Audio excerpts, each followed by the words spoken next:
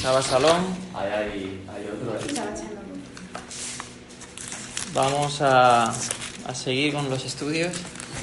Más bien empezar. Porque Bueno, a seguir, pues hemos terminado. estamos... Yo creo que esto es como la palabra, ¿no? ¿A dónde vamos? A Marcos. El pueblo de Israel sale de Egipto y va a la tierra prometida, ¿no? Y es expulsado de la tierra por el pecado y en los posteriores días volverá a la tierra. Es algo circular, ¿no? Pues igual el estudio es... Esto no va a acabar de ser. Nadie conoce, dice un versículo, ¿quién conoció la mente del Señor? ¿Quién lo instruirá? La palabra es rica, ¿no?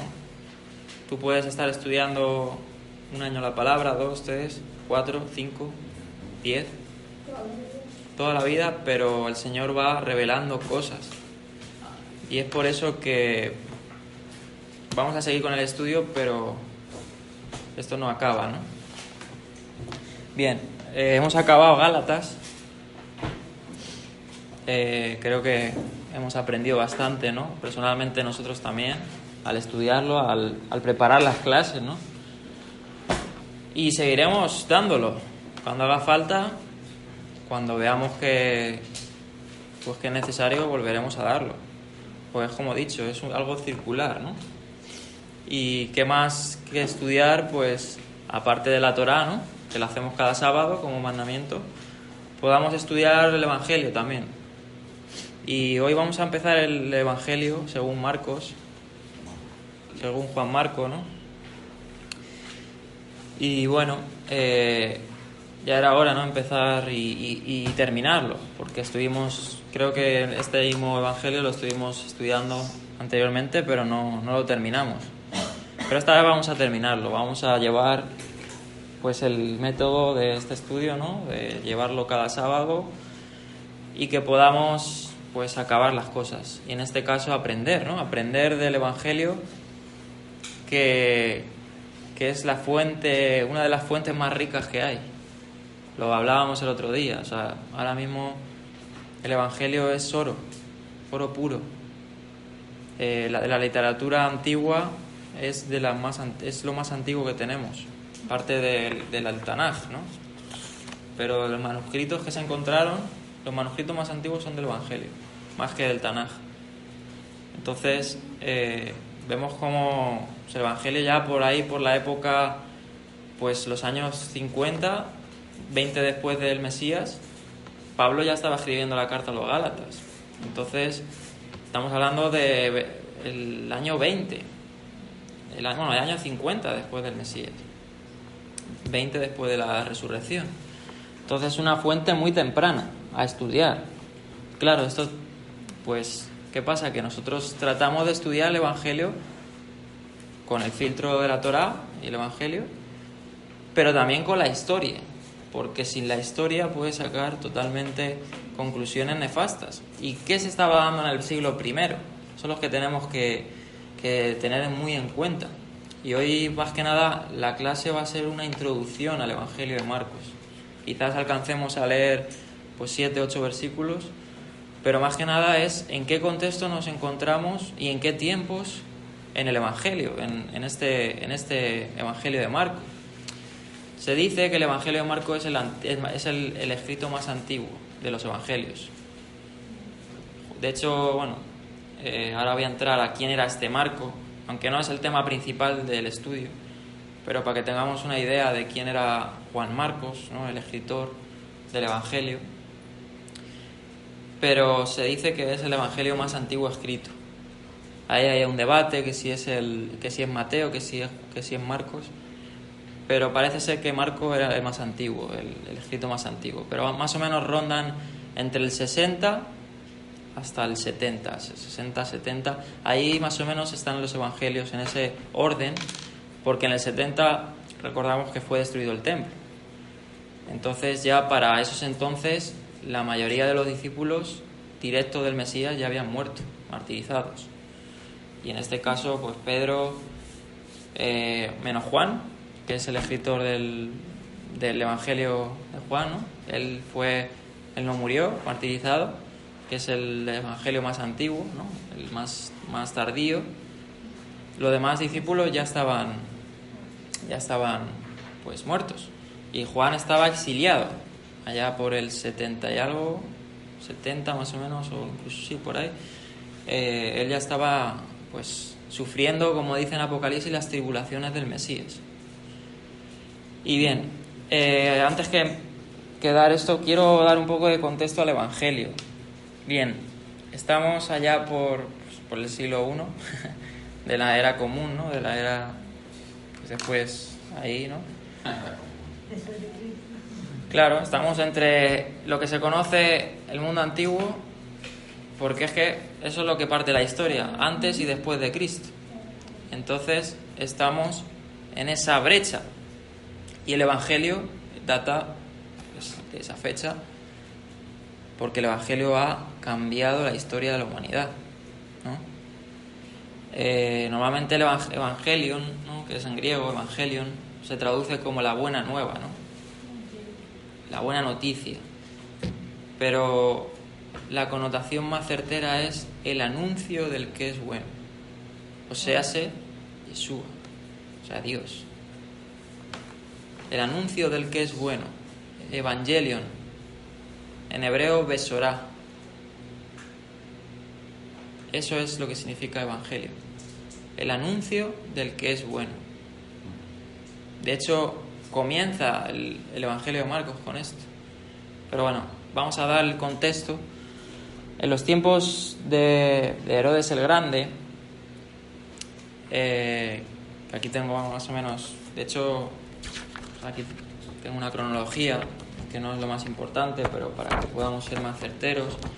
En los tiempos de Mesías, Herodes el Grande fue un emperador romano, que fue el que vemos en los evangelios que quiso matar a Yeshua, ¿no? Oyó de un rey, oyó de un rey Mesías, de alguien que quiso, como vemos en los evangelios, pues matar, ¿no? Hizo un censo, quiso perseguir.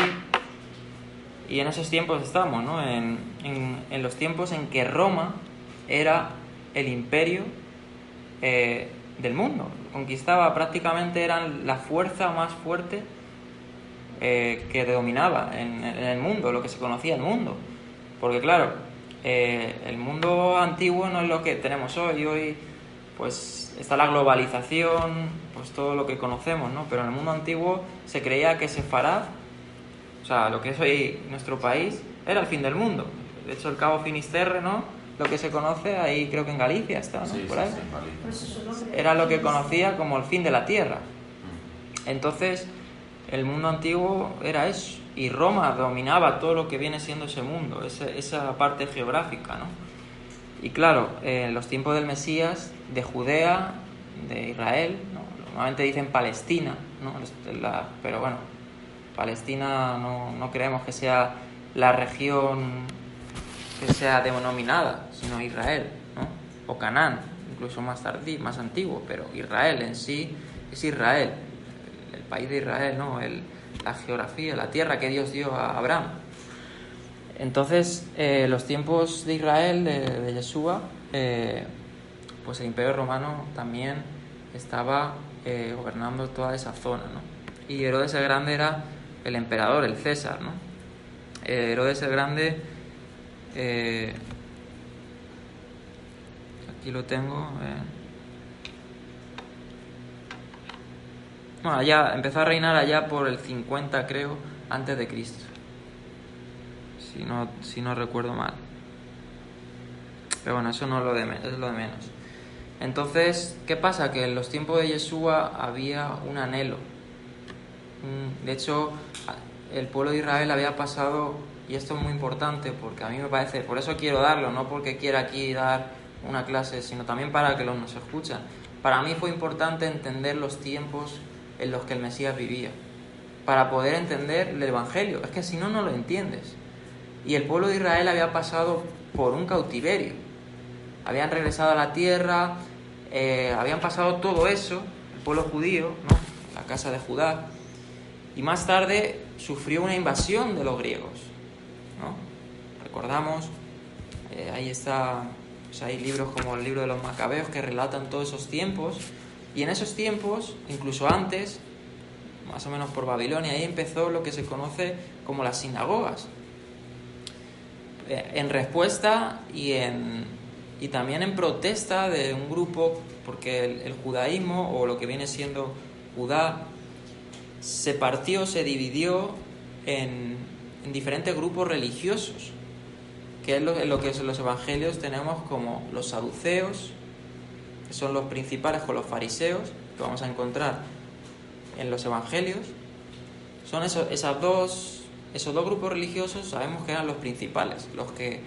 Los saduceos eran los que llevaban todo en torno al templo, y los fariseos eran los que llevaban pues la ley, ¿no? Aunque también los saduceos, pero llevaban la ley, los profetas y las tradiciones, ¿no? Y tenían pues una forma de interpretar la escritura diferente a los saduceos, ¿no? En algunas cosas.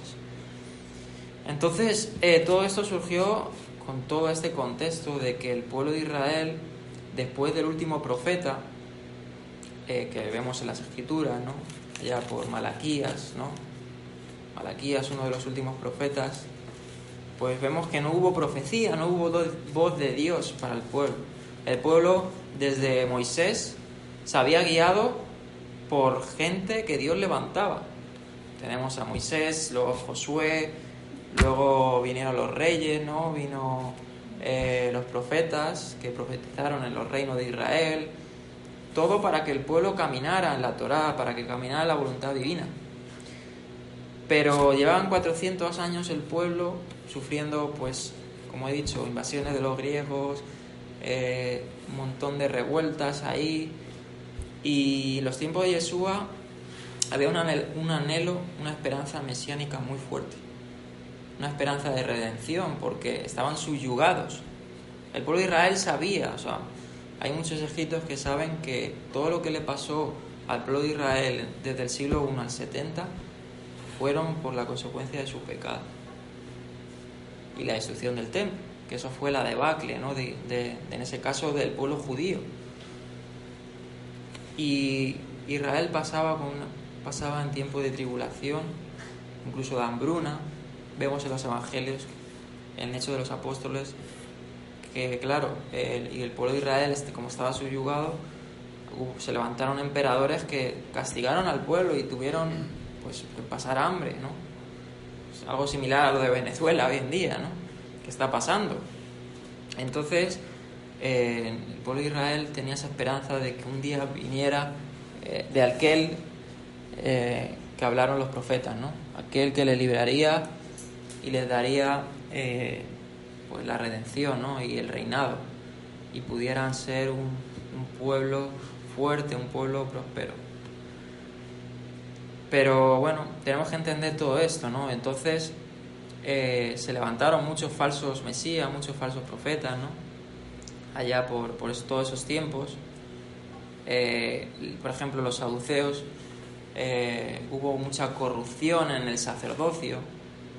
El sacerdocio, recordamos, hemos estudiado la Torá, que Dios se lo entregó a los levitas, ¿no? Y el sumo sacerdocio a los hijos de Aarón. Pero en esos tiempos se descuidó todo eso, se corrompieron los sacerdotes, y bueno, por eso nos explicamos cosas de los evangelios, como Yeshua entra al templo y lo limpia, ¿no? Y expulsa a los cambistas, a los que hacen mercadotecnia, todo lo que hacen, ¿no? Entonces, si entendemos todo esto, vamos a entender mejor los evangelios.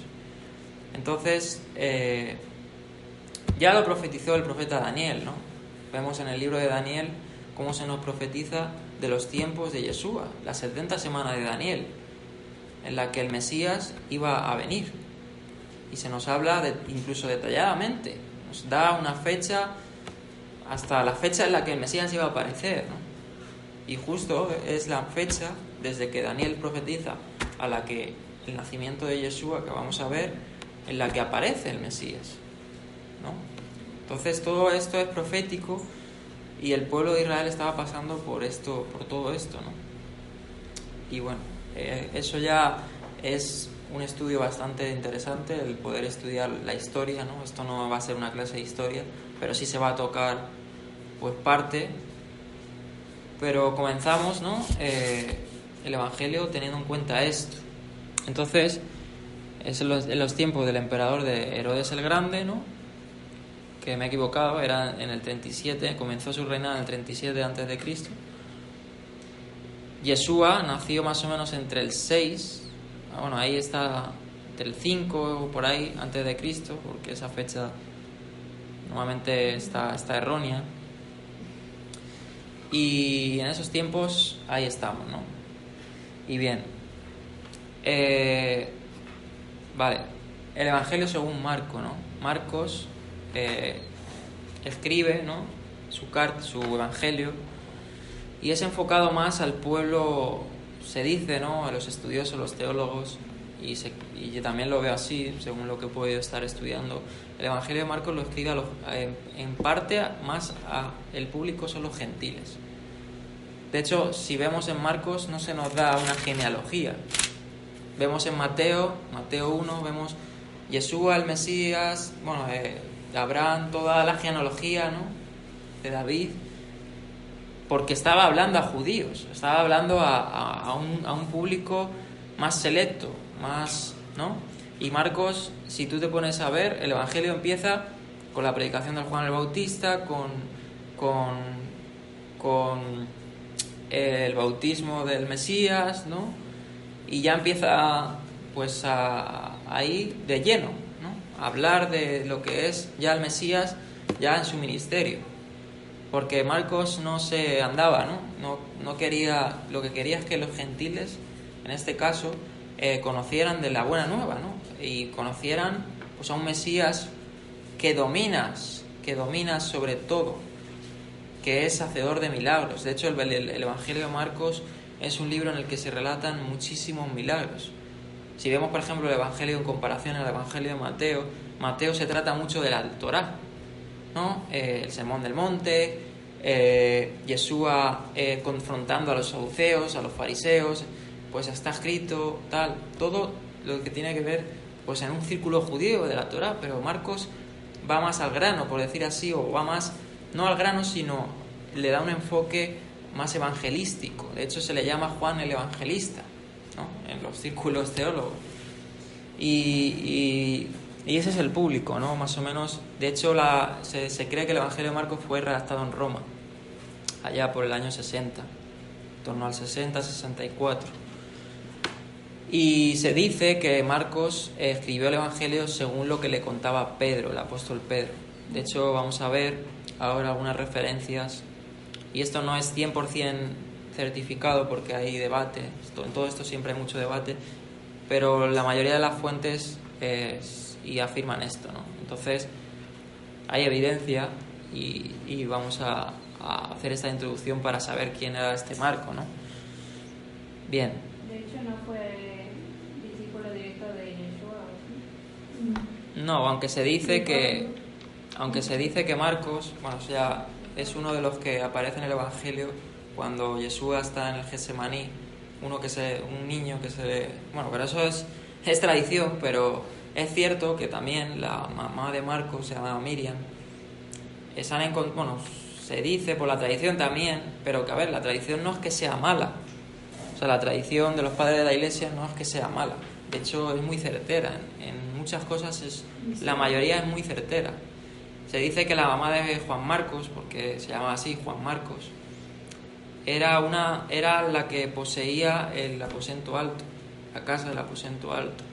Entonces, puede ser que Marcos haya visto al Mesías.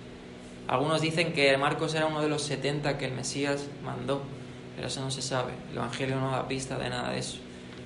Pero fuera de eso, Marcos era un fiel seguidor del Mesías, ¿no? Era discípulo o por decir así, como dice Pedro en la carta de primera de Pedro, mi hijo, ¿no? Mi hijo en la fe, mi hijo Juan Marcos, que lo vamos a leer ahora. Entonces era pues un fiel seguidor del Mesías, ¿no? Que trató de detallar pues la vida del Mesías, ¿no? Su muerte, su resurrección y bueno, y todo esto, ¿no? Se dice que Marcos era gentil, ¿no? Era de origen gentil, nacido en Cirene, en el norte de África, lo que es hoy Libia. Este Marco también tuvo pues una participación con el apóstol Pablo, ¿no? De hecho, pues se relata en Hechos de los Apóstoles a Marcos, ¿no? Ahora sí, eso lo vamos a ampliar un poquito. Y bueno, la tradición dice, que también lo creo, yo lo creo así, que Marcos fundó la iglesia de Alejandría, en Egipto, la iglesia copta. De hecho es curioso porque es un paréntesis muy, muy pequeño, pero la iglesia copta ha sido una de las pocas iglesias que han perdurado cosas de la Torá. Y está hablando de una iglesia cristiana. La iglesia copta, muchas de ellas no creían en la Trinidad, incluso guardaban el Sabbat. Pero ellos son los que hoy en día son de Rusia, la copta. No. Los países del este. No, los coptos son de África, ¿no? Tengo entendido. En Alejandría sí, o sea. También hay una iglesia, pero es Ortodoxa, ortodoxa, no, pero no copta. sí, pero es Ortodoxa. Sí, es que Alguna diferencia tendrá. es que yo lo he estado viendo en la Wikipedia. católica, ¿no? Porque los coptos se dividieron también. Entonces, ahí lo pueden mirar en Wikipedia, yo lo estuve viendo esta mañana. ¿Dónde fue que se estableció fuertemente? Es que por ahí, entre Egipto y África. Ahí fue originalmente la iglesia copta. Porque en Egipto hoy en día también hay coptos. Sí, entonces se dice, la tradición, y yo así lo creo porque hay evidencias arqueológicas de la iglesia de Alejandría, ¿no? Allá por el año 68, que Marcos fundó esta iglesia, ¿no? Fundó esta congregación. Y es curioso, como he dicho, que los coptos hasta el día de hoy se dice que no, se creen que es como está dividida la Iglesia Católica, ¿no? La Iglesia Católica está dividida en dos rumbos, los coptos, ¿no? y otros, pues tienen diferencias. Y más que nada esta Iglesia copta, esta rama de la Iglesia copta, que se dice ser directos de Marcos, ¿no? De fundador Marcos, pues justo no creen en la Trinidad, guardan Sabbat, tienen cosillas ahí que han perdurado. Es curioso. Las fiestas también. Supongo, no tengo ni idea, a lo mejor no, a lo mejor sí. Eso ya no lo sé. Pero lo que sí es cierto es lo de la Trinidad y lo del Sabbat. Eso creo que lo está por internet, lo pueden mirar. Entonces, se dice, ¿no? La tradición narra de esto de Juan Marcos. Bien. El destinatario, como he dicho, o sea, los gentiles, una tradición muy antigua los identifica con la comunidad perseguida en Roma en tiempos de Nerón, o sea, por allá entre el 62, 64, por ahí, en los que Nerón empezó a perseguir a los judíos y a los creyentes en Yeshua. Se trataría de una comunidad mayoritariamente de origen pagano, pobre y en crisis, que estaría llamada a dar razón de su fe e identidad tal como la dio su Maestro y Señor en la cruz. Bien. Entonces, este Juan Marcos se dice que es un discípulo de Pedro, como he dicho. Lo podemos ver, vamos a Hechos 12.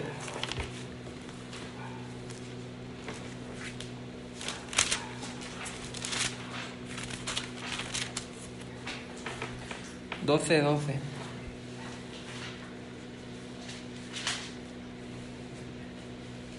Dice, bueno, vamos a leer desde el 11. Entonces Pedro, volviendo en sí, dijo: ahora entiendo verdaderamente que el Señor ha enviado a su ángel y me ha liberado de la mano de Herodes y de todo lo que el pueblo de los judíos esperaba. Y habiendo considerado esto, eso cuando, en el contexto de Pedro fue liberado de la cárcel y todo esto, ¿no? Y habiendo considerado esto, llegó a casa de María, de Miriam, la madre de Juan, que tenía por sobrenombre Marcos, Johanán, Marcus, que se dice en latín, porque Marcos es de origen latín, donde muchos estaban reunidos orando. Entonces se dice que la casa de Miriam, que era la madre de Marcos, pues era un lugar de encuentro para los discípulos, para la comunidad del Mesías. Y por eso que la tradición la ataña que era el sitio donde el aposento alto, era su casa, ¿no? Pues bueno, puede ser.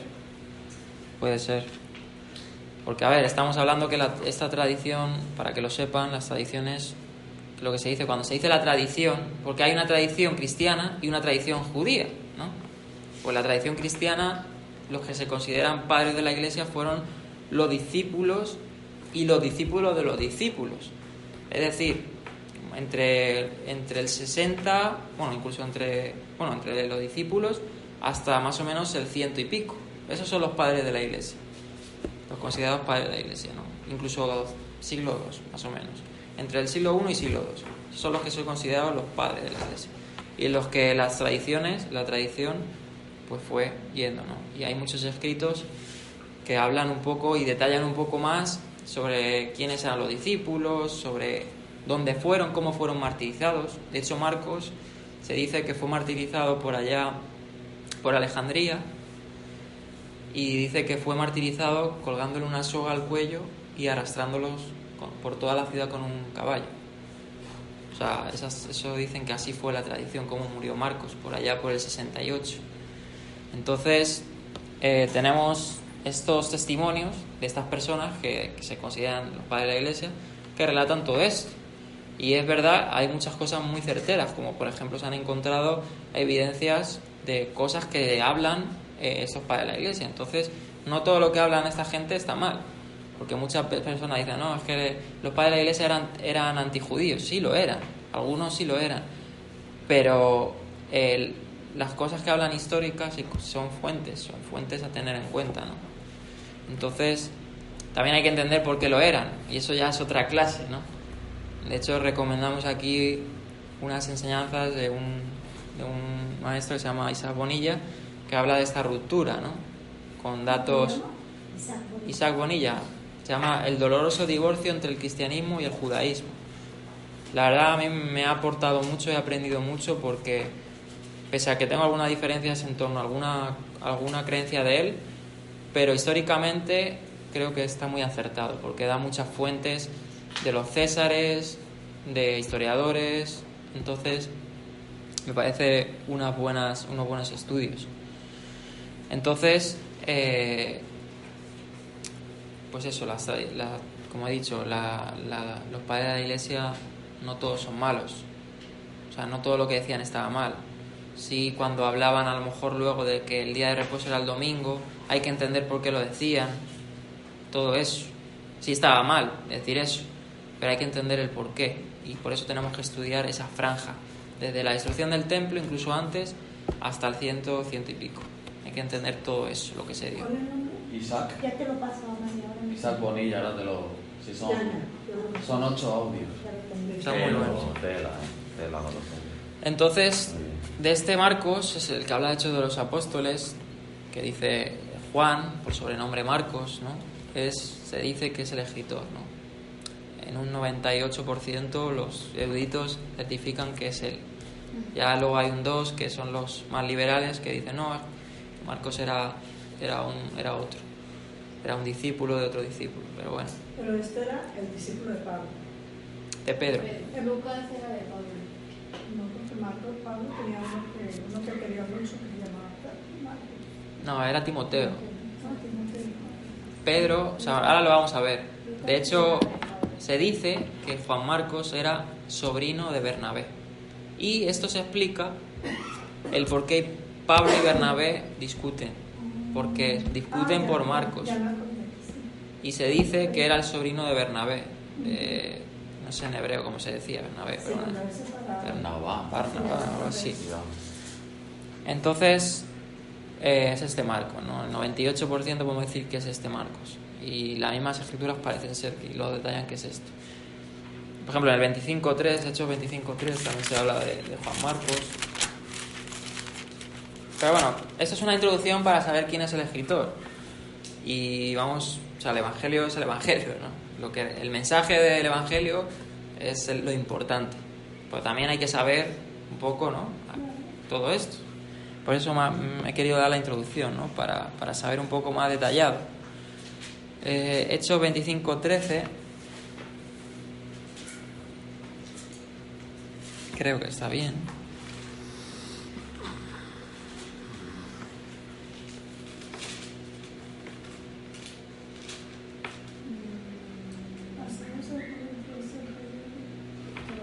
No está bien la cita. ¿Y cerca? Es que lo tengo un poco mal. A ver, el 13:15. Creo que hay otra referencia en Hechos.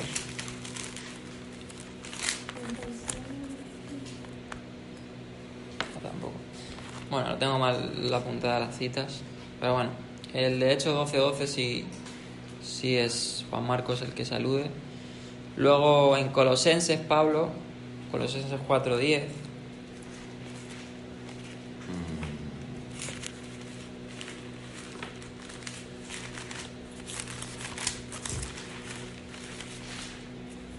Colosenses 4:10. Manda saludos a... Y es curioso, mira, por eso he dicho, manda saludos a Marcos, dice, empieza a dar los saludos finales y dice: Aristarco, mi compañero de prisiones, os saluda, y Marcos, el sobrino de Bernabé, acerca del cual habéis recibido mandamientos, si fuere a vosotros recibidlo. O sea que... Mandamientos de Marcos. Esto es Colosenses. Colosenses 4:10. Entonces aquí también, por eso se relaciona a Marcos con el sobrino de Bernabé. Y por eso también la disputa entre Pablo y Bernabé. Porque en el primer viaje misionero de Pablo, Marcos le dejó tirado a Pablo. O sea, se avanzó. Claro, por eso no quiso que Marcos fuera con él. Y Bernabé, pues como era su tío, pues abogó por él, ¿no? Y tuvieron una disputa Pablo y Bernabé. Cosas que pasan, ¿no? En Filemón también 24 tenemos saludos de Pablo. Dice Marcos, Aristarco, Demas, Lucas, mis colaboradores. Te saludan. El mismo es su Pablo. Y luego Pedro, que es el Filipenses 1, porque solo tiene uno. ¿Filipenses o Filemón? No, Filemón, perdón. Filemón 1, 24, perdón. Y Pedro, que era por decir así, el tutor de Marcos, ¿no? En 1 Pedro 5:13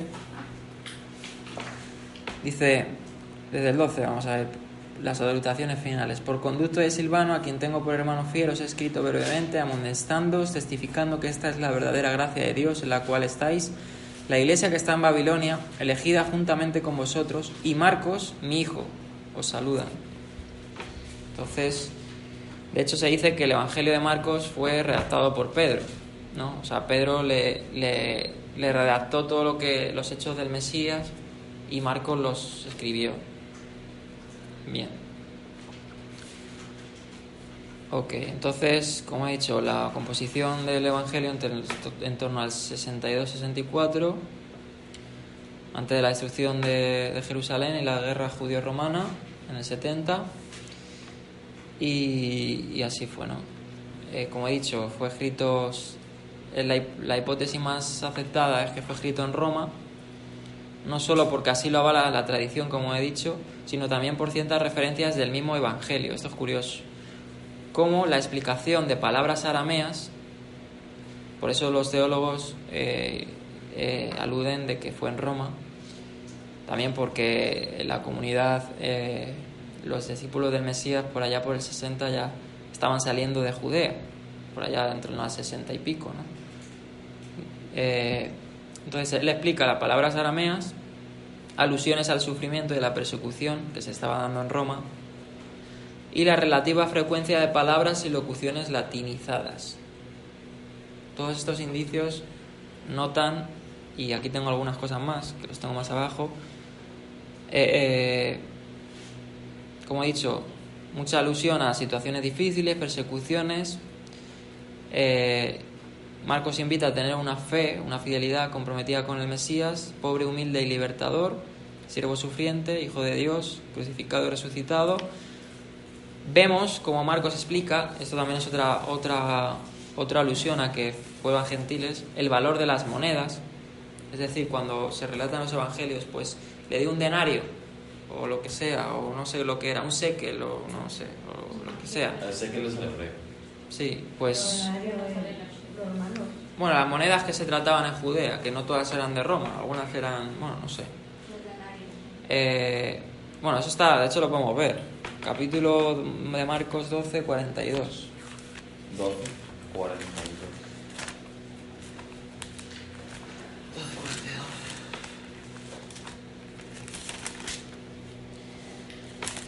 Dice... Echó 2 blancas.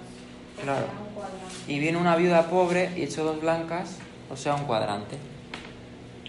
Ahí explica lo que eran las 2 blancas. Entonces, por estos indicios también se entiende que tenía que explicarles a los gentiles lo que eran 2 blancas. O sea, sé que no eran judíos, porque si fueran judíos sabrían que eran 2 blancas. Entonces, ya que sus lectores evidentemente no estaban familiarizados con tales valores. Explica también Pesaj, en el capítulo 14, versículo 12. O sea, a un judío no le tienes que explicar lo que es Pesaj, la Pascua, y las costumbres de los fariseos. Capítulo 7, del 3 al 4. Traduce además varias palabras y expresiones arameas. Vamos a ver un ejemplo de esto. Capítulo 5, 41.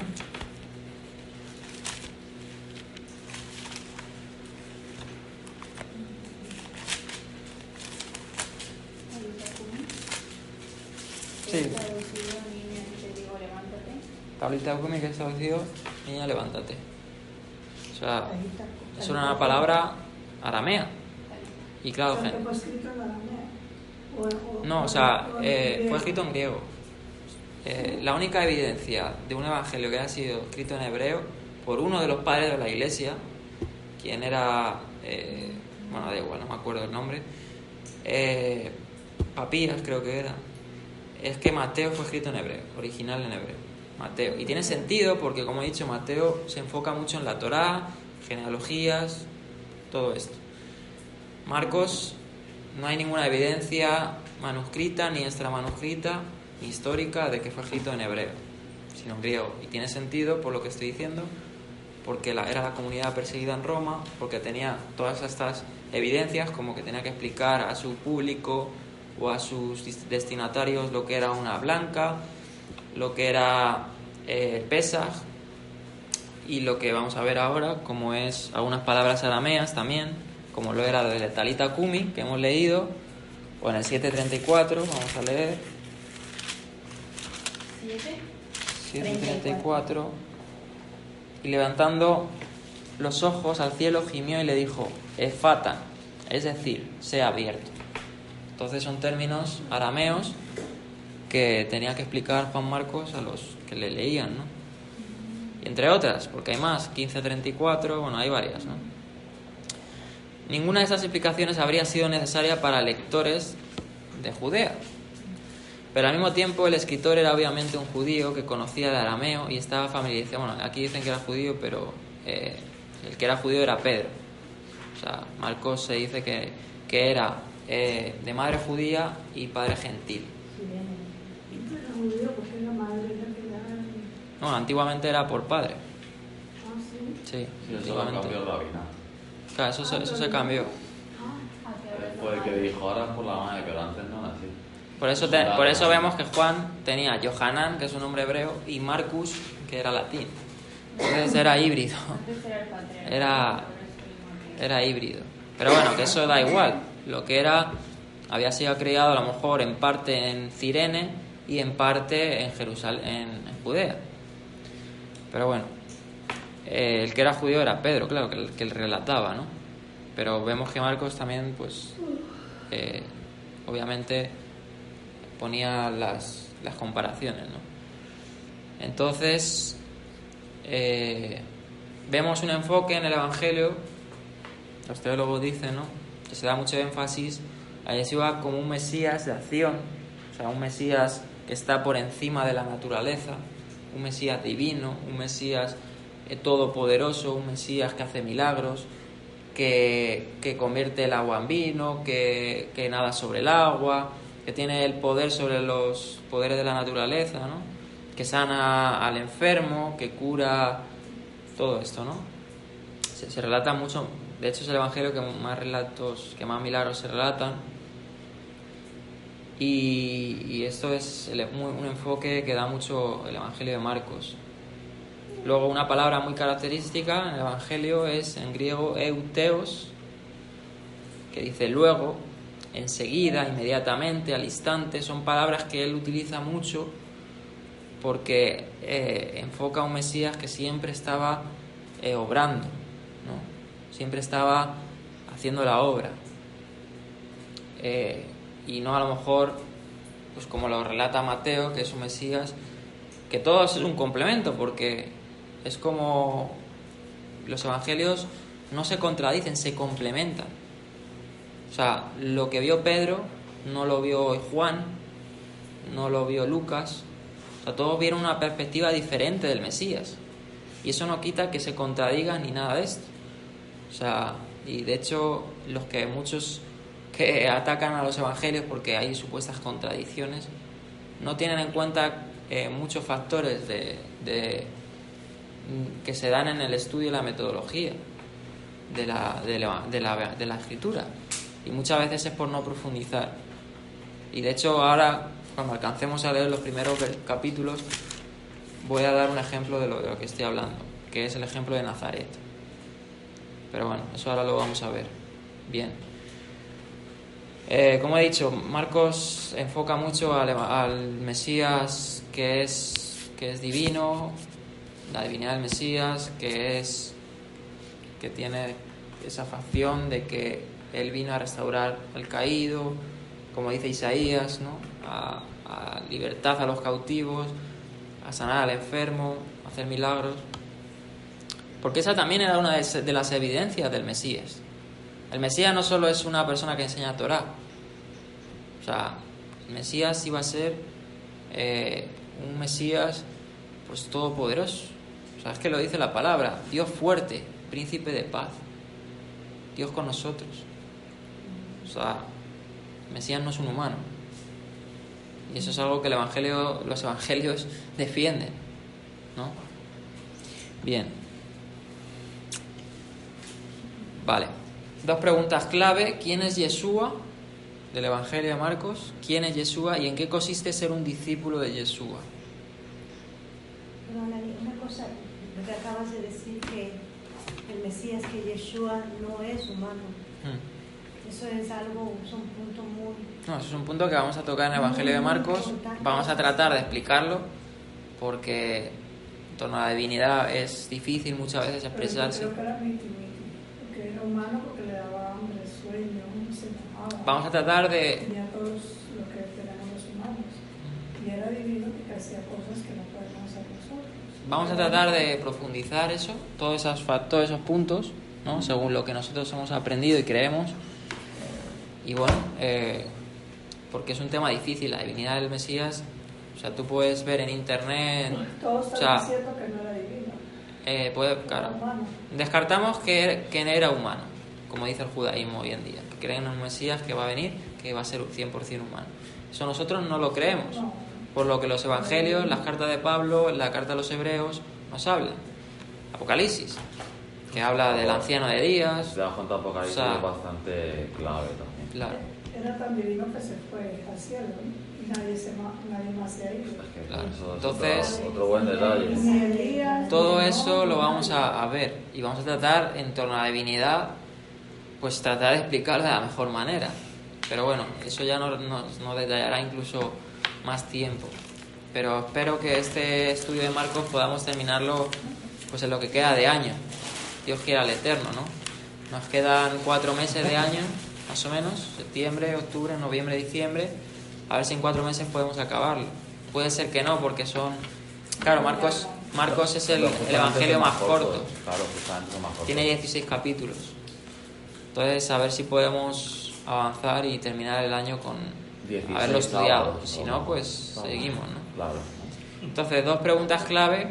¿Quién es Yeshua? Que es importante. ¿Quién es Yeshua? Muy importante. ¿Y en qué consiste ser un discípulo de Yeshua? Esas son 2 preguntas que son primordiales en el Evangelio de Marcos. Bien. dado la introducción de quién era Marcos, a quién escribió, en qué tiempo, un poco el contexto de Judea, que eso ya lo he explicado muy muy rápidamente y a lo mejor no de la mejor manera, pero eso tiene mucha tela y lo veremos, porque es que lo vamos a ver, porque vamos a ver cosas que van pasando en el Evangelio y nos va a tocar explicar. Pero habiendo dicho esta pequeña introducción, vamos a empezar con los primeros capítulos, con los primeros versículos del capítulo 1. Bien, como he dicho, el Evangelio de Marcos no tiene no nos habla de una genealogía al principio, nada, ¿no? Entonces por eso se dice, ¿no?, que fue a gentiles. Bien, dice en el versículo 1, principio, en la Reina Valera dice el Evangelio de Jesucristo, Hijo de Dios. Principio. Bien.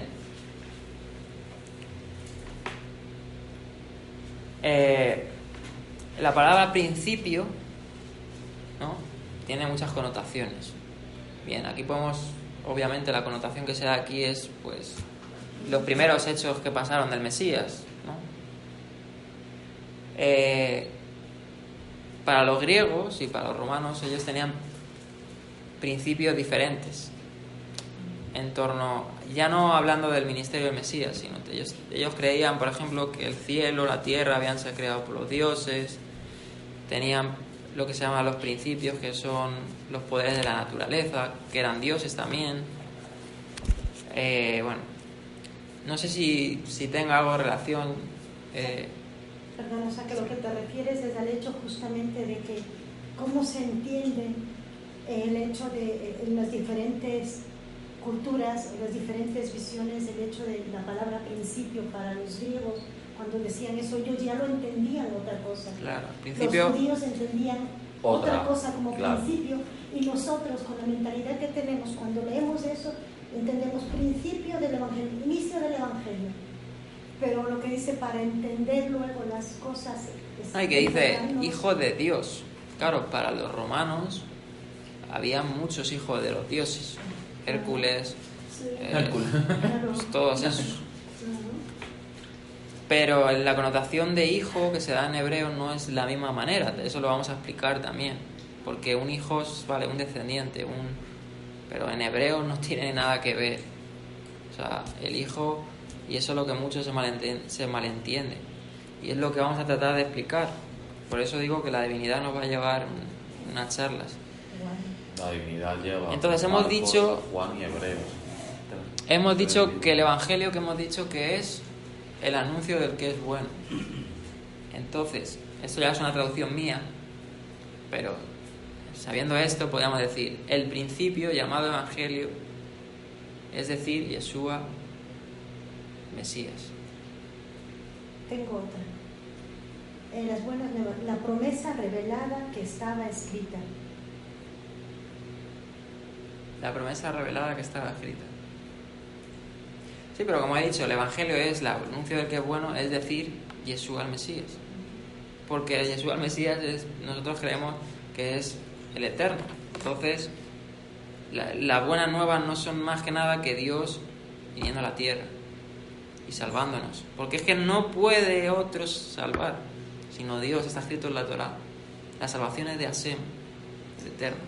Entonces, eso es lo que el pueblo judío no entendió, que era el Eterno el que venía a salvarles.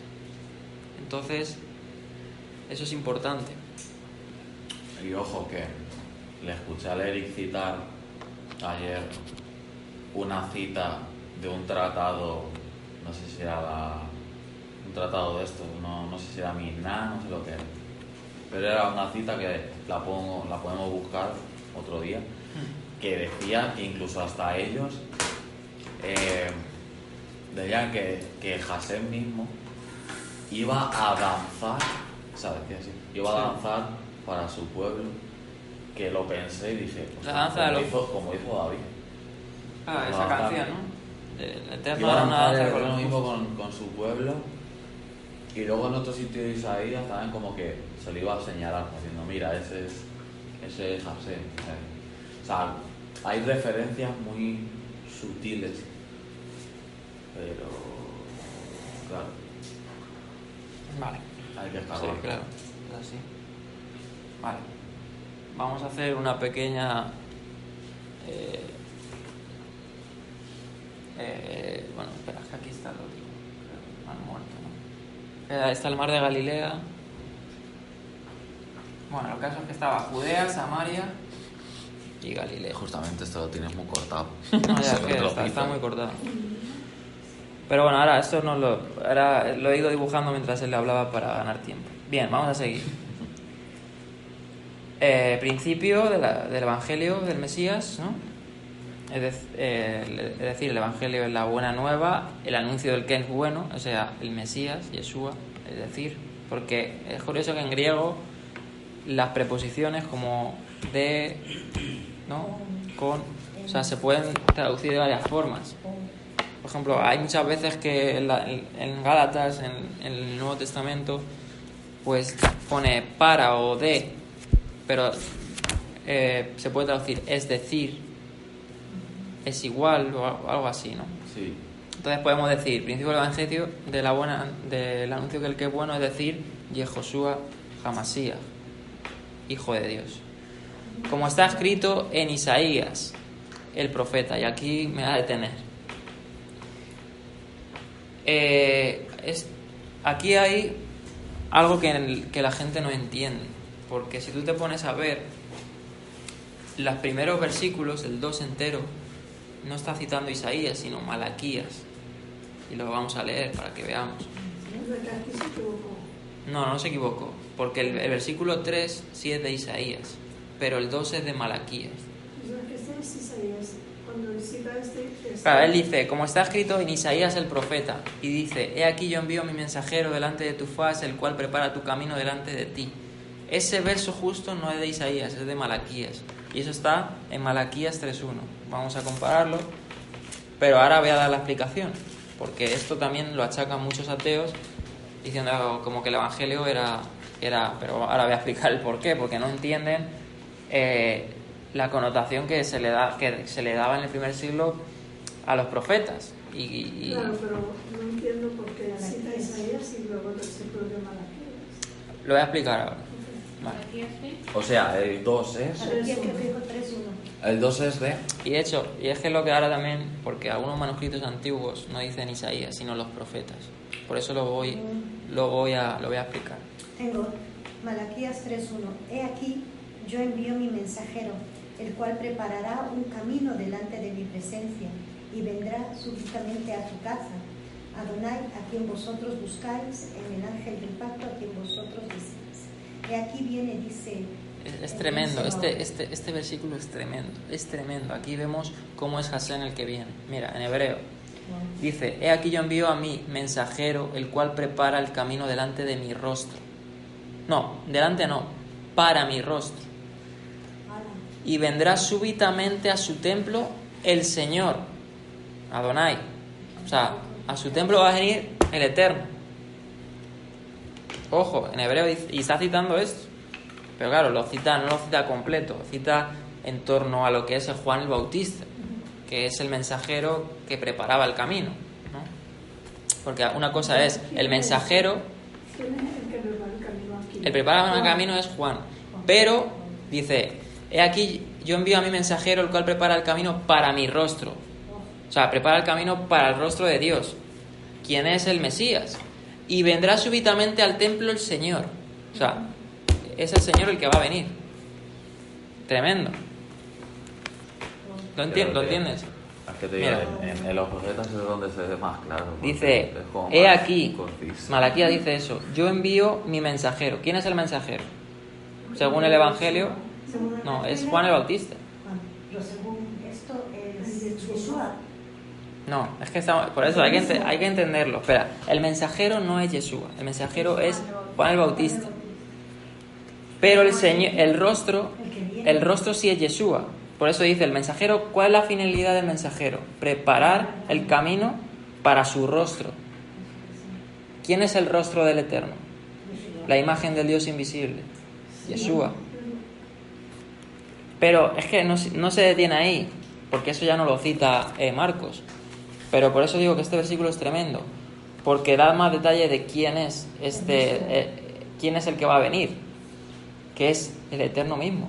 el Eterno va a ir a su templo, a quien vosotros buscáis. O sea, para que tome bien el apunte, o sea, el versículo 2 Es y es Malaquías y el 3 sí, es Isaías. Sí, ahora espera, y ahora voy a explicar eso.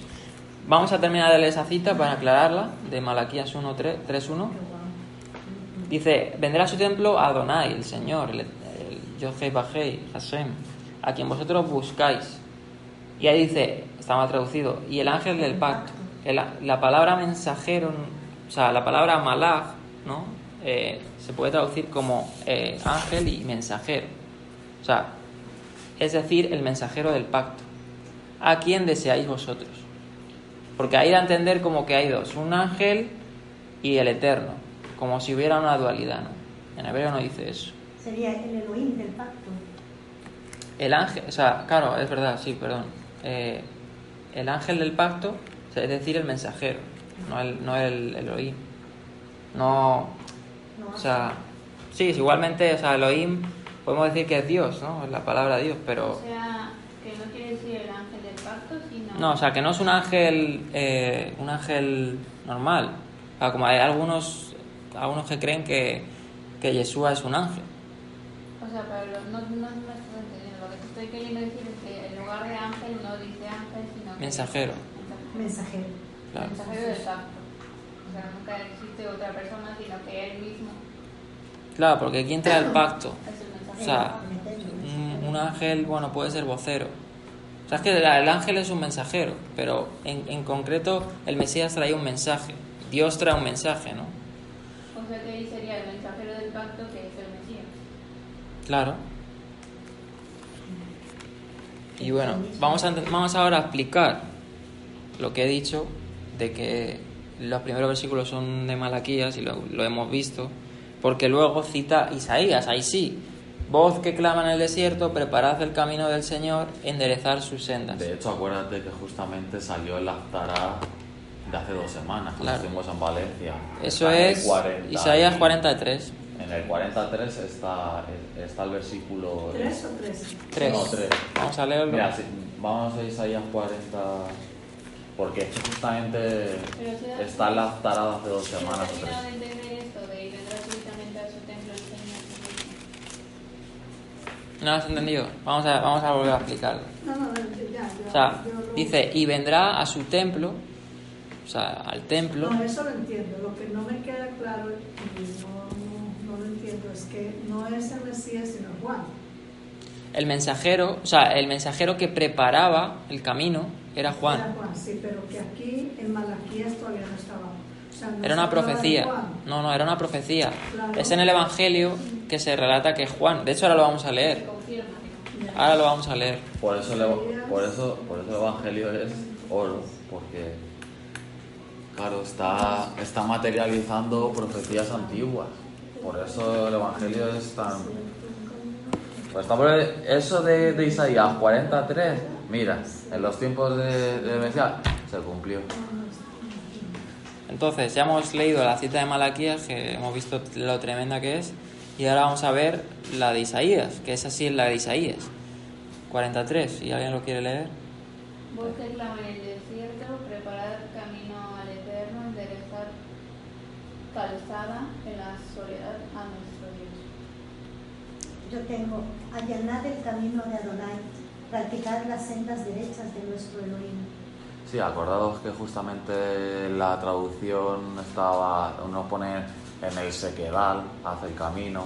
Claro, a ver, metafóricamente. Es ya que sabes. tú te fijas, pero por ejemplo, Juan el Bautista fue el precursor del Mesías, ¿no? ¿Qué dice la palabra? Que Dios no hace nada sin revelar a los profetas. Dios ya había revelado que el Mesías iba a venir, ¿no? Pero aún así mandó a un mensajero a anunciarlo. Fue Yohanan el Bautista. Entonces, fue el que preparó el camino, ¿no? Como el que anunció a las personas.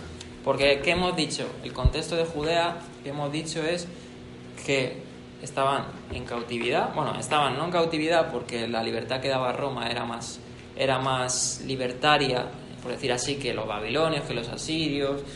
que los mismos griegos. Ellos pues dejaban ahí a los judíos en su tierra, pero les tenían pues que le dieran impuestos, que les tenían un poco limitados, pero no eran libres, estaban subyugados. De otra forma, más amena, pero aún así no eran independientes.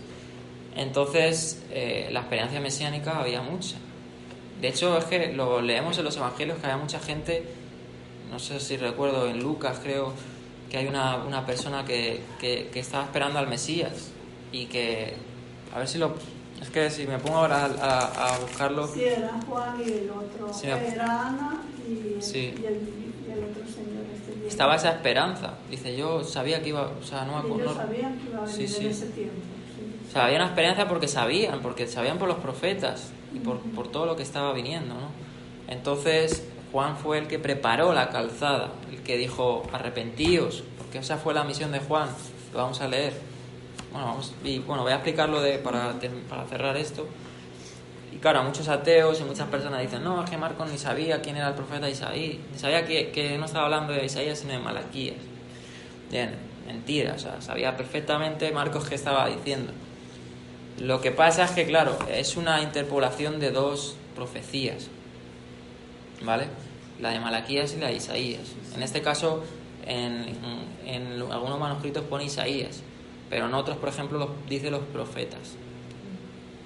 No es que se haya equivocado, era una interpolación.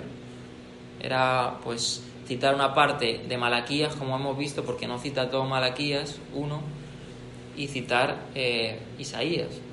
Entonces no es que no supiera quién era ni nada de eso. Entonces era una cita de Malaquías y Isaías. Por ejemplo, para que veáis el Evangelio de Mateo, versículo 2:23, que cita lo mismo, ahí sí dice los profetas. 2:23. No está bien. Ah, sí, 2:23, estaba mal aquí.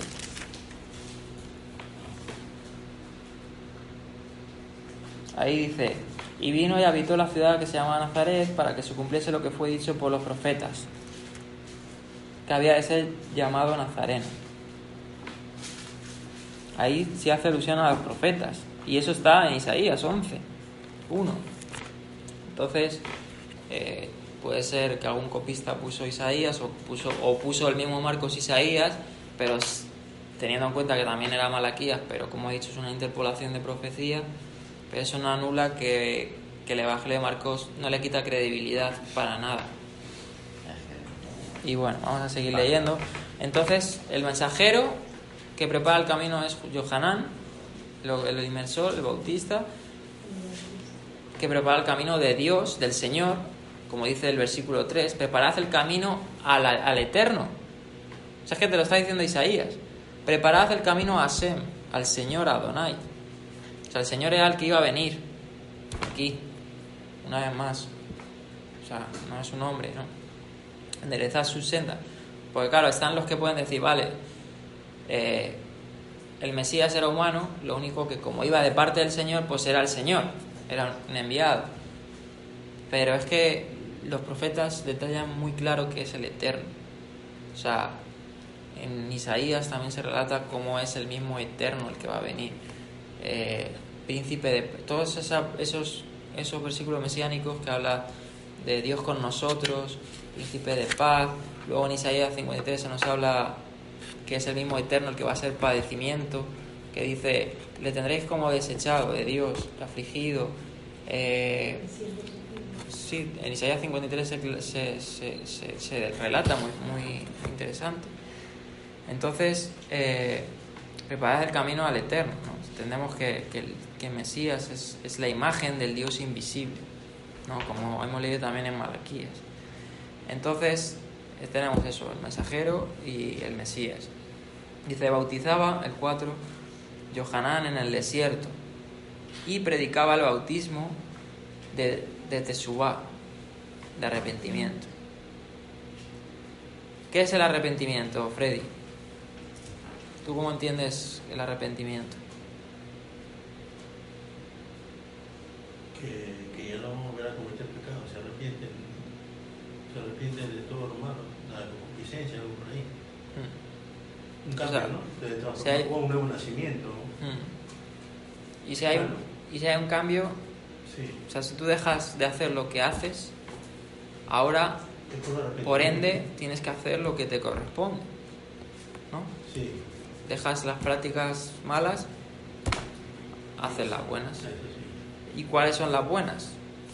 La palabra, ¿no? Los mandamientos. Sí.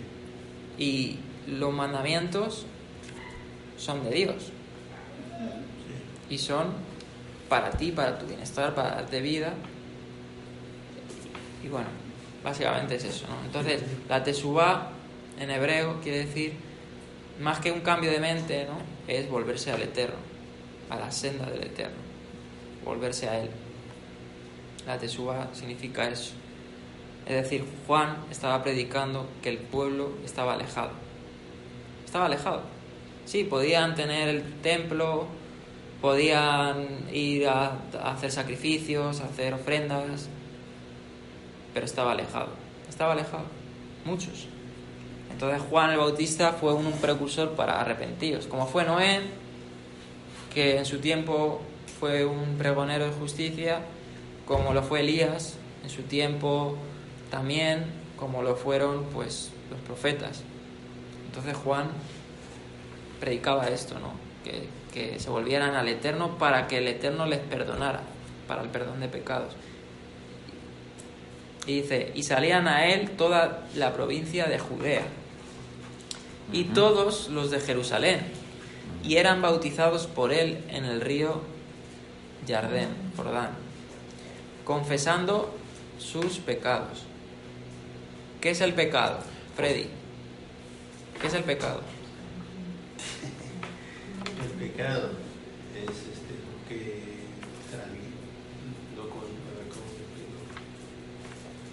lo que a Dios ganará, ¿no? Todo lo que o al Eterno, lo que no se rige los mandamientos, lo que no hace la voluntad de Dios, lo que Claro, o sea, según la palabra, el pecado es la transgresión de la ley, Eso dice 1 Juan 3, 3:20 creo. 3:4. Todo el que practica el pecado también practica la infracción de la ley, porque el pecado es infracción de la ley. Porque el pecado es infracción de la ley. ¿Y cuál es la ley? Primera de Juan 3:4. ¿Cuál es la ley?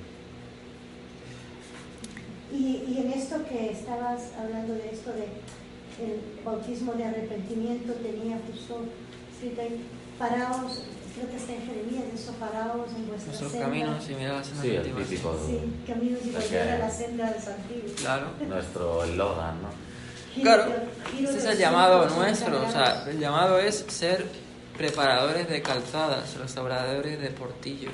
Claro, ¿sabes qué pasa? Que mira, tiene sentido porque si la teshuva es retornar, significa que en algún momento el pueblo, este es Dios, sí estaba con Dios. Entonces retornar es volver a algo. Claro. Y si vuelves es porque estuviste.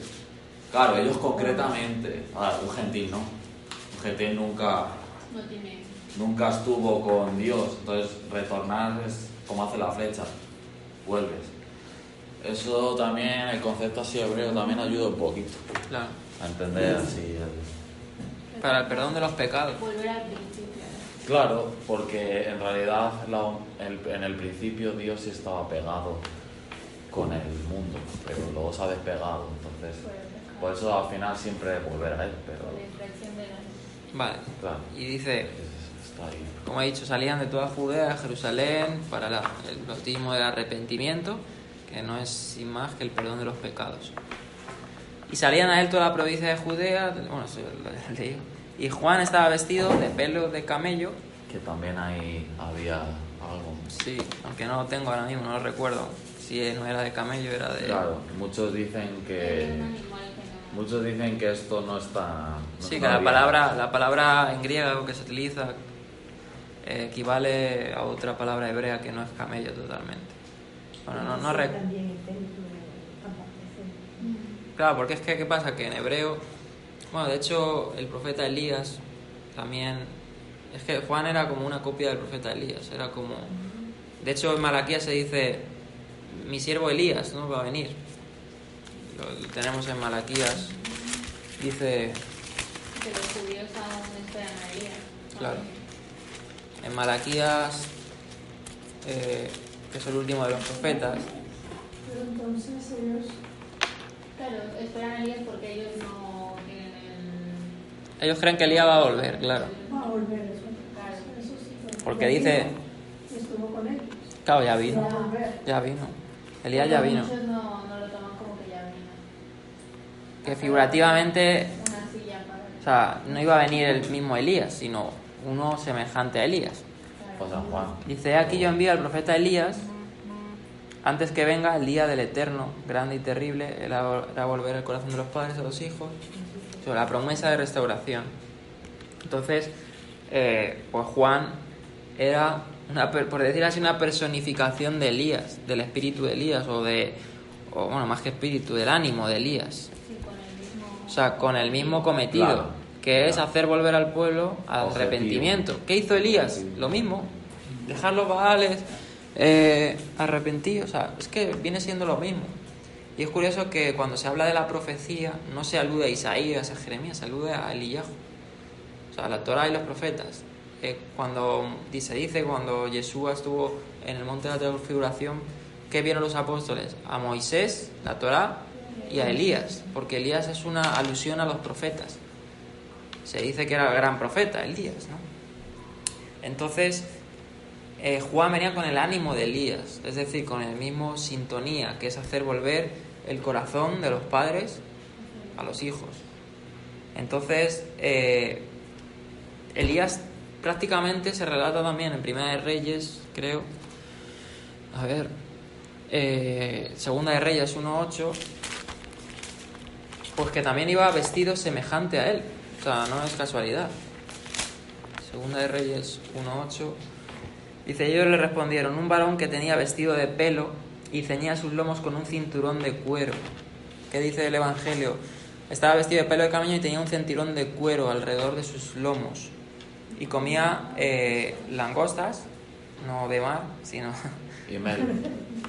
¿Cuál es el que leíste ahorita? ¿Cómo se vestían? Segundo de Reyes 1:8. Es Elías Tisbita. Entonces tenía mucha semejanza a él. Entonces, en Zacarías 13:4, creo que también hay otra referencia. Zacarías, ¿alguien lo tiene por ahí? Zacarías 13:4. Si te das cuenta, son como pistas lanzadas para que el que lo viera, ¿sabes? Porque si el que conocía 13:4. reyes y todo esto, el que luego le vio en persona, debería haber dicho, mira cómo va vestido. Él les preguntó cómo era el hombre que les salió al encuentro y él les dijo estas palabras. Era un hombre velludo. Pero no ¿Qué? dice que era que vestía, Ya. sino que velludo. Pues lo han traducido así, los de la VIN. Bueno, puede ser, pero Elías y todos estos... Es que lo vemos aquí, por ejemplo, mira, en Zacarías 13:4. Dice, en aquel día... No, perdón, 13:4. Y sucederá que en aquel tiempo que todos los profetas se avergonzarán de su visión cuando profetizaren y nunca más se vestirán el manto velloso para mentir. O sea, se conoce que los que... Parece que los profetas tenían un tipo de vestimenta con piel. Y era puede ser... ¿Dónde leíste eso? Zacarías 13:4. Manto velloso. Y en el 5, Sí, claro, porque eran falsos profetas esos, que se hacían pasar por profetas. el 5 dice que Manto velloso para mentir. El 13:4. Claro, pero probablemente se llevaba una capa de un pelo, no de camello exactamente, sino de algún animal puro, supongo, porque claro. Ahí es donde estaba también Claro, un animal... las otras discordias. Un Ahí, en lo de qué animal era. Un animal taor, no Y camello, ahí porque donde camello no sería la traducción más buena. Del animal que no fuera tamé. Porque tenía que ser puro. Bueno, se sabe por la Torah que tenían que abominar los cadáveres, ¿no? Aunque no es el cadáver el pelo, pero podía ser parte y de un muerto, ¿no? De un animal muerto, porque se contaminaba, ¿no? Entonces podemos decir que el pelo también era parte del animal muerto. La piel. Claro, porque también, claro, el pelo no lo llevarían así suelto, llevarían con la piel. La piel era que hacían los vestidos, las camas, las Claro. cortinas, todo. Entonces no sería de camello, sería de pues no sé, un animal que no me acuerdo exactamente cuál era, porque lo vimos en su día. Si lo encuentro, lo paso. Entonces era un distintivo de los profetas que solían llevar este tipo de atuendo, ¿no? Hasta las rodillas, se dice, ¿no? Se cubrían la cintura para abajo hasta las rodillas con una prenda de cuero que reemplazaba a la túnica. Y con el manto también, que también lo tenía Eliyahu, ¿no? Entonces era similarmente con ese ánimo, ¿no? Que también hablaba que lo que más distinguía no era la vestimenta, sino el mensaje, que era el perdón de los pecados. Y predicaba, en el 7, Marcos 1:7, y predicaba diciendo: viene tras mí, ahí está el mensaje principal, el que es más poderoso que yo, a quien no soy digno de desatar encorvado la correa de su calzado. ¿Quién es este? Pues claro, ¿no? Yeshua, Mesías. Yo la verdad os he bautizado con agua, pero él, Yeshua, os bautizará con Ruach HaKodes. Vale. Ahí entra, ¿qué es el bautismo de Ruach HaKodes? Pues claro, nos habla del bautismo para arrepentimiento, del bautismo que básicamente el que hacemos nosotros cuando confesamos a Yeshua como el Mesías, nos arrepentimos, ¿no? Nos inmergimos, ¿cómo se dice? Sumergimos. Somos inmersos. La inmersión, ¿no? El bautismo en agua. Una pregunta en paréntesis. ¿Y cuando ustedes hacen cuando se sumergen? Bueno, como he dicho, una cosa es el bautismo de arrepentimiento, que es que es el que uno hace cuando cree en Yeshua, cuando todo esto, ¿no? Y luego están las purificaciones de la Torá, ¿no? Que todo era referente al templo, que eso es otra cosa, ¿no? Y está el bautismo del Ruach HaKodes, el bautismo del fuego, que se conoce también. Que eso ya es algo a examinar, ¿no? O sea, ¿qué es el espíritu? Porque claro, esto ya sería... Estaba preguntando que cuándo hacemos eso. Nosotros, que cuándo hacemos. Pues una de dos, o no lo hacemos, o si lo queremos hacer, No, alguna vez lo hemos hecho, pero el de como para en la fiesta, o sea, como una especie de... pero ella se refiere al del arrepentimiento. O sea, la No, hace la inversión. pues no hemos tenido muchas oportunidades. El año pasado en septiembre, en Entre Peñas, en el laguito que tiene, ahí. Sí, ahí lo hicimos. Pero me refiero antes de la fiesta. A ver, principalmente... Es una paréntesis. Sí, principalmente si alguien tiene el deseo de bautizarse, se busca el hueco. Claro. O sea, ahora mismo todos los que estamos aquí estamos bautizados. Si alguien no se ha bautizado, pues que venga y mira, nos hacemos como, creo que era Felipe, no sé quién es uno del Evangelio que dice, ¿qué impide que sea bautizado? ¿No? Pues te bautizamos, hombre. Si puede ser mejor en un lago o lo que sea, pero tampoco vamos a ser tan ortodoxos. En una piscina o lo que sea. Sería lo ideal, el agua corriente. Sí, pero el bautismo de inmersión, pues eso no se nos relata, del arrepentimiento no se nos relata nada. Era más que nada, las aguas corrientes era más lo de la purificación. Lo del arrepentimiento, pues, imagínate, vives en Bolivia, yo qué sé, tú eres de Perú, ¿no? Ahí no hay mar, bueno, ahí hay ríos, claro, o en un sitio que no haya ríos cerca y no puedes ir, pues te tendrás que bautizar en un pozo. No es el plan. Ahora sí puedes elegir. Podemos ir a una laguna. Bueno, el caso es que el bautismo de arrepentimiento es ese, y el de Ruach HaKodes ya es el que el Mesías traía, que era el de traer una restauración del corazón. Era de traer un ánimo, un poder. Claro, cuando el Mesías mismo, no vamos a llegar ya porque, bueno, sí vamos a llegar, vamos a ver el bautismo de Yeshua. Vamos a alcanzar a verlo, aunque hay... ¿Qué hora es? La una. Sí, bueno, pues ya... Porque Es que quiero comentar una cosa y ya terminamos. El bautismo del Ruach HaKodesh es prácticamente es el Ruach HaKodesh que trae convicción de pecado, un nuevo corazón, un ánimo nuevo, una mente nueva, todo lo que venimos estudiando. Ruach, la palabra Ruach significa ánimo, viento, poder, mente.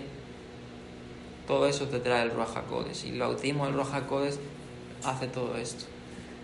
También te da poder.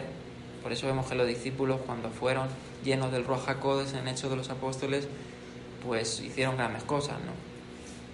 Fue una manifestación que dio el Ruach HaKodesh, que a lo mejor no tiene por qué ser la misma para nosotros, pero se dio, ¿no? También fue con poder. Entonces es eso. Seguimos y vamos a terminar ya. Dice, aconteció en aquellos días, y vamos a terminar ya en esto. Vamos a quedar hasta la tentación, lo que dice en la tentación, ¿no? Dice, aconteció en aquellos días que Yeshua, ahí aparece ya el Mesías, vino de Nazaret, de Galilea, y fue bautizado por Yohanan en el Jordán. Vale. Aquí me quiero detener muy rápidamente porque vamos a poner que esto es Galilea, ¿no? A ver, Judea, Samaria, eso sería un poco más grande. Esto es Galilea, ¿vale? Aquí está Samaria y aquí Judea, más o menos. Claro, se dice que Galilea, hay mucha gente que dice no, que Galilea no existió, o sea, Nazaret no existió en los tiempos del Mesías. Eso tú puedes poner en internet y hay muchas personas que empiezan, no, es que Nazaret es más tardía. La ciudad de Nazaret, por ejemplo, en el Talmud no se nombra, Flavio Josefo no la nombra, solo la nombra los evangelios. El mismo Pablo ni la nombra tampoco. Por eso muchos críticos dicen, no, es que ni Pablo nombra Nazaret. Y hay mucho debate en esto. Y muchos dicen que Nazaret pues era inventado, y por eso desacreditan el evangelio, ¿no? En ese caso. Por eso era un poco importante simplemente aludir un poco a esto, porque Nazaret se ha demostrado arqueológicamente, y estos son hallazgos, no la ciudad de Nazaret tardía, porque la tardía, hoy en día Nazaret, tú puedes ir ahí en Israel, y Nazaret creo que es su mayoría es población musulmana, pero se han descubierto excavando, y esto no son cualquier descubrimiento, son descubrimientos de la Universidad de Arqueología de Jerusalén, que de hecho tengo el enlace en hebreo, todo lo podéis mirar, pero se ha descubierto varias evidencias. Pero y es ahí que está la casa donde se supone que se crió el Mesías, y está la sí, bueno, eso dicen, sí. Ahora, no, ya está. Ahora lo voy a intentar. Entonces Nazaret, ahí vemos más o menos, estaba aquí, ¿vale? El monte Tabor, que también es conocido mucho en la Torá, el monte Tabor. De hecho, lo vimos en la Parashá también. Más o menos andaba por ahí, ¿no? Y anda por ahí Nazaret. Entonces, muchos dicen que Nazaret no existió. Pero aquí, por ejemplo, se han encontrado, este es un hallazgo, que es el de la casa que dices tú, Mari. Está ahí, es una que es casita de barro. Claro, esto se ha hallado hace poco tiempo, y es una casa del siglo I. Sí. O sea, que sí hubo evidencia de que hubo personas.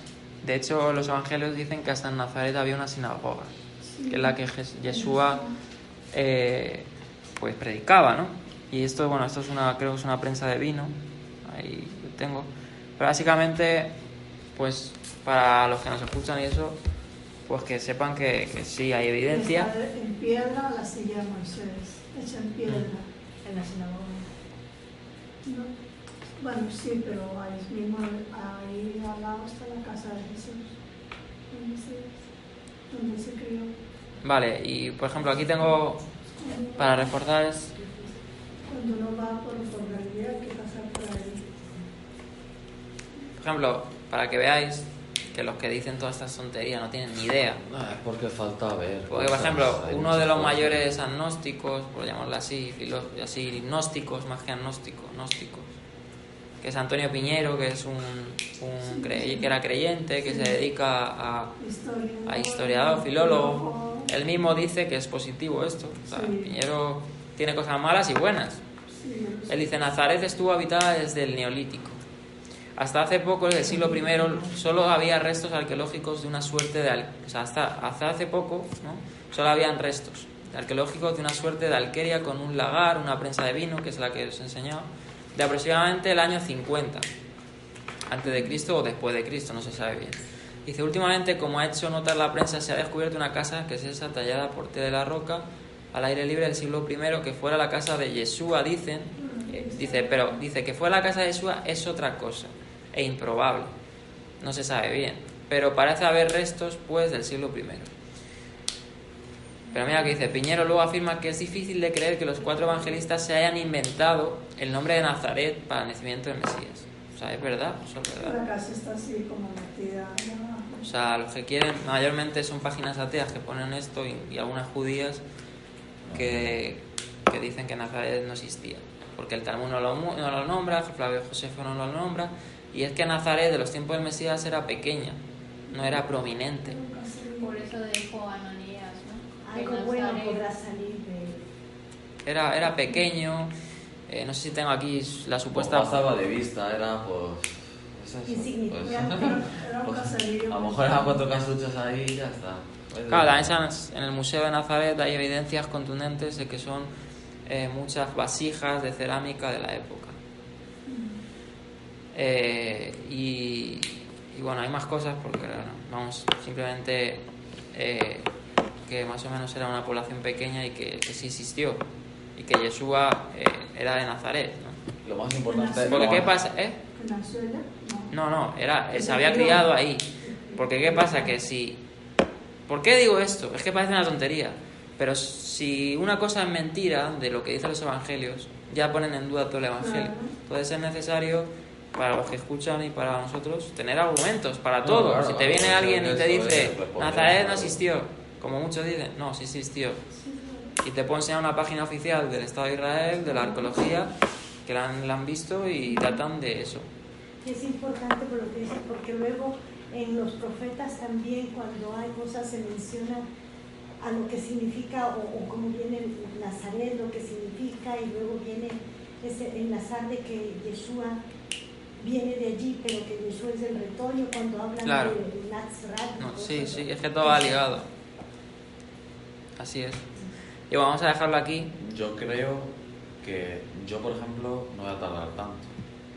Yo creo que le puedes dar... No, si es que no tengo más. Ah. Solo tengo lo de... Creía que vas a terminar con el siguiente. Bueno, vamos a terminar con el bautismo, que si Lo de luego- la paloma, digo. Ahí sí que lo puedes dejar también. No, Sí, es no- verdad, porque ese es el siguiente. Sí, eso lo voy a decir muy Hay que tocarlo muy sencillo, lo de la paloma. Tenemos muchos sábados, ¿eh? Y si alguien quiere saber más, pues le pasaré un audio de Eric que explica. Pero simplemente lo que se conoce como la Bat Kol, que era la voz divina, se conocía en la antigüedad que el Eterno, cuando a lo mejor se dice en el Talmud, pero es una fuente histórica, cuando Gilel y Shammai discutían de una ley que el que confirmaba que cuál era la verdadera interpretación era una Bat Kol, que era una voz divina. Pero eso es una fantasía. Pero para que vean que sí estaba como el concepto de que una voz, un susurro, porque lo que dice ahí, no, O sea, cuando te refieres a la paloma, es que no lo hemos leído. Claro, es que por eso lee el versículo. dice, luego cuando subía del agua, o sea, fue bautizado por Yohanan en el Jordán, y cuando subía del agua vio abrirse los cielos y al espíritu como paloma, y eso es lo que está mal entendido, porque el espíritu no... O sea, bueno, es que no creo que nadie en esta mesa, ni incluso los cristianos, piensen que es una paloma, pero siempre se representa como una paloma, porque es manso, porque no sé, pero es que realmente más que nada quiere decir como el susurro de una paloma, la voz que hablaba. No que el espíritu tomó una forma de paloma, sino fue la voz que vino en torno como un susurro de una paloma y dijo: este es mi hijo amado en el que tengo complacencia. Es, ¿Y el susurro de una paloma? si quieren buscar más sobre Bad Call, pueden buscar en Google. Lo que pasa es que la mayoría de páginas son en inglés y en hebreo. Creo que Sobre el término de paloma Bad Call. en hebreo puede ser susurro, ¿no? Claro. Por ejemplo, cuando dice en Bereshit que el espíritu revoloteaba, la palabra también aparece ahí como que empolla. O sea, sí, algo. Es que no recuerdo bien, pero. ¿Buscar dónde? En internet puedes buscar Bad Call. Bat. ¿Y eso qué es, una página? No, es el término de como una voz Y celestial. de los cielos vino una voz, Bat Kol, que dice, lo explicaba ahí, que te hagas la imagen. Claro, porque ¿qué pasa? ¿Por qué digo esto? Porque aquí te dicen, aquí está la Trinidad. El Padre hablando, el Espíritu como una paloma y el Hijo.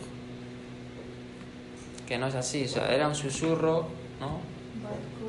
El Espíritu que vino. ¿Cómo se escribe Balcol? B-A-T-K. Col. Dos palabras. Pero vamos, es básicamente Con Q, con K. con K. Casi. Entonces, básicamente es una voz celestial que confirmó que él era el Mesías y que vino en forma de susurro, como sonido.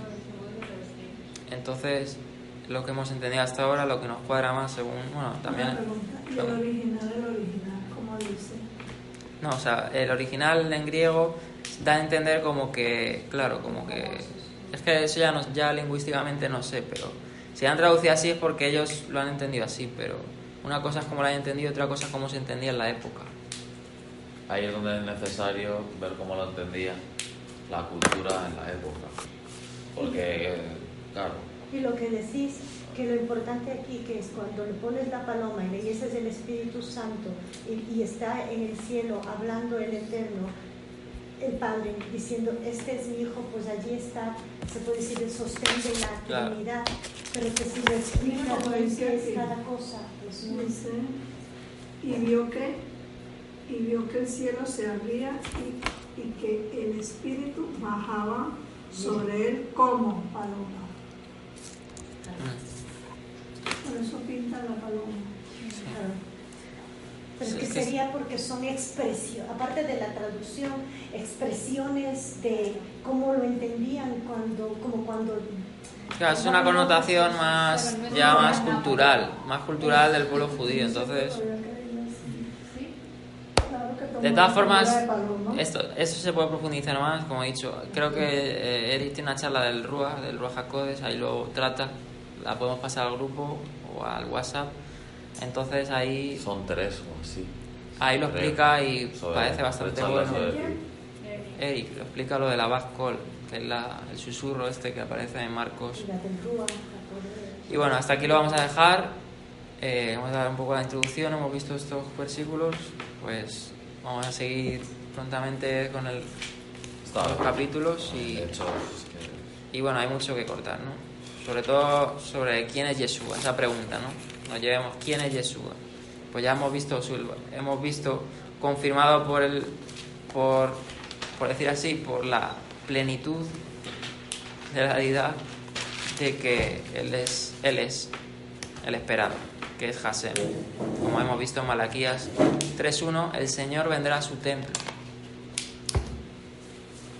Tanto físico, el templo, vino a su templo como el físico, pero el templo más que nada se está refiriendo a la asamblea, es decir, a nosotros.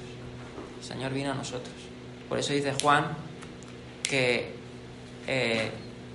vino, ¿no?, al pueblo y vimos su gloria, ¿no? Gloria como la de unigénito, lleno de gracia y de verdad. Porque de la misma manera así sea en nosotros, ¿no? Bueno, Shabbat Shalom. Seguimos con la parasá. Con la parasá. Con la parasá. Con la parasá. Con la parasá. Con la parasá. Con la parasá. Con la parasá. Con la parasá. Con la parasá. Con la parasá. Con la parasá. Con la parasá. Con la parasá. Con la parasá. Hola, parasa. Hola, parasa. Hola, parasa. Hola, parasa.